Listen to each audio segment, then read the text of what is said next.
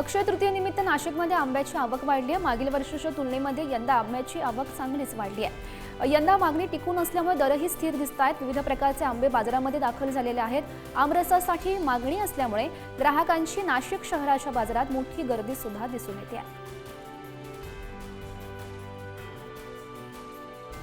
नंदुरबार जिल्ह्यात यावर्षी खरीप हंगामामध्ये 3 लाख हेक्टर क्षेत्रावर पेरणी करण्यात आली आहे आणि यात सर्वाधिक 1,25,000 हेक्टरवर कापसाची लागवड सुद्धा केली जाणार आहे। तसंच सोयाबीन, मका, मिरची आणि कडधान्य यांचीही लागवड होणार आहे आणि यासाठी कृषी विभागाकडून खरीप हंगाम पूर्वतयारी सुरू दिसते आहे।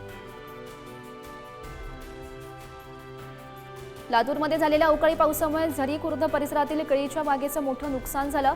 बागेमध्ये काढणीला आलेल्या 3,000 2,000 केळीची पिकं आडवी झाली आहेत, त्यामुळे शेतकऱ्यांचं लाखोंचं नुकसान झालंय। तर या नुकसानीचा पंचनामा करून आर्थिक मदत देण्याची मागणी शेतकरी करतायत।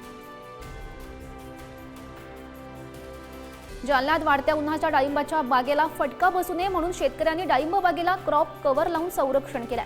वाढत्या तापमानामुळे डाळिंबाच्या फळबागा खराब होत आहेत, त्यामुळे शेतकऱ्यांचं नुकसान होत आहे आणि यावर हा क्रॉप कव्हरचा उपाय शेतकऱ्यांनी शोधलाय।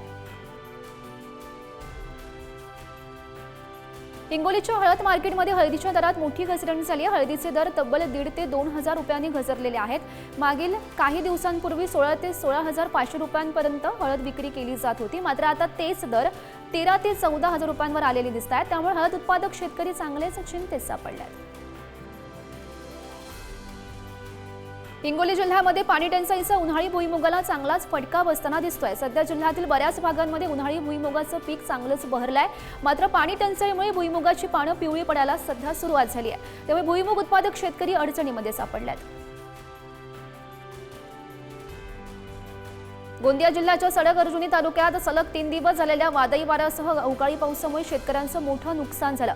कापणीला आलेले धान्य आणि पीक गारपिटीनं चांगलं झोडपून काढलंय, त्यामुळे शेतकऱ्याच्या तोंडाजवळ आलेला घास हिरावून गेलाय। अमरावतीमध्ये वर्षभरात 2 लाख शेतकऱ्यांनी कर्जासाठी सावकारांच्या दाराचे उंबरडे झिजवलेत। बँकांद्वारे कर्ज वाटपमध्ये दिरंगाई होत असल्यानं शेतकरी सावकारांजवळून कर्ज घेत आहेत, तर मार्च अखेरीस 635 परवानाधारक सावकारांनी शेतकऱ्यांना 255 कोटी रुपयांचं कर्ज वाटप केलं। वाशिम जिल्ह्यातील शेतकऱ्यांना खरीप हंगामात चांगले दर मिळणाऱ्या औषधी पिकांची पेरणी करता यावी यासाठी कृषी विभागाच्या पुढाकारानं बैठक घेण्यात आली आहे। जिल्ह्यातील शेतकरी उत्पादक कंपनी आणि खासगी व्यापाऱ्यांमध्ये करार व्हावा यासाठी ही बैठक घेण्यात आली। वाशिम जिल्ह्यातील शेतकऱ्यांनी यंदा 3,608 हेक्टर क्षेत्रावर चियाची लागवड केलेली आहे। सध्या चियाला प्रति क्विंटल 13,150 रुपये इतका दर प्राप्त झाला, त्यामुळे शेतकऱ्यांमध्ये सध्या समाधानाचं वातावरण बघायला मिळत आहे।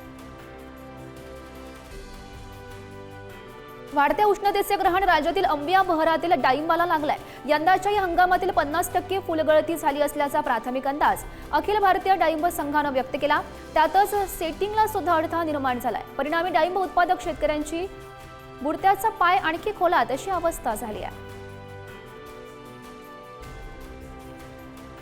तूर आणि हरभऱ्याची शासकीय खरेदी करण्याचे धोरण राज्य सरकारनं लागू केलं असलं तरी या खरेदीमध्ये अनेक अडचणी आलेल्या आहेत, त्यामुळे शेतकरी खुल्या बाजारांकडे वळल्याचं बघायला मिळत आहे। दुसरीकडे व्यापाऱ्यांनी दोनही शेतीमालांचे भाव हमीदरापेक्षा कमी केले आहेत। तुरीला हमीदरापेक्षा सरासरी 487 तर हरभऱ्याला 225 रुपये कमी दर प्राप्त झाला।